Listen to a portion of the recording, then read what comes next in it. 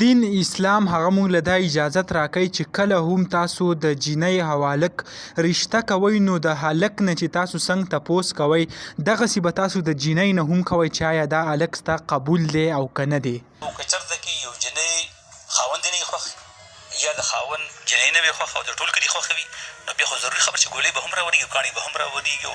د شپې به څوکیداري هم کېته کوو. اوس کومه دا واقعه چې مخې ته راغله ستاسو به خیال وي چې دا 2 ورځو نه هغه په سوشل میډیا ډېره زیاته وایرل ده په کم کې چې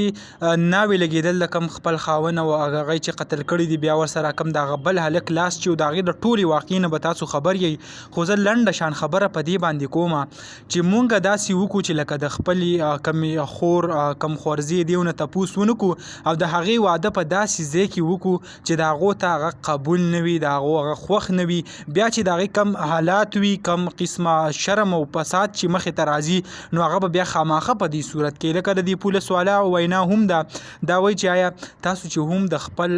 د کشرانو کومې رشتې کوئ نو د هغو نه پکې تپوس کوئ چې هغو ته منظوره وي هله بیا هغه رشته کوئ که سبا له بیا تاسو ته داسې مسلې راځي داسې جنګونه پکې کېږي مړې پکې کېږي دښمنیانې درته کتلی کېږي نو د هغې نه ښه دا نه ده چې هغه مخکې تاسو دا مسله حل کوئ دا تپوس وکئ یعنې که موږ وګورو زموږ کم دین اسلام خوږ دین چې دی هغه هم دا وایي چې لکه تاسو کله هم رشته کوئ نو د جینۍ نه پکې خامخا تپوس کوئ. به هر حال کومه واقعه چې شوې دا ډېره زیاته افسوسناکه ده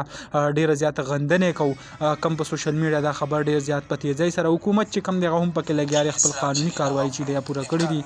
دغه کوم معلومات چې کومه ویډیو شو هم تاسو سره شریک کړه انشاءالله بلې ویډیو کې به ملاوي کړو. الله حافظ.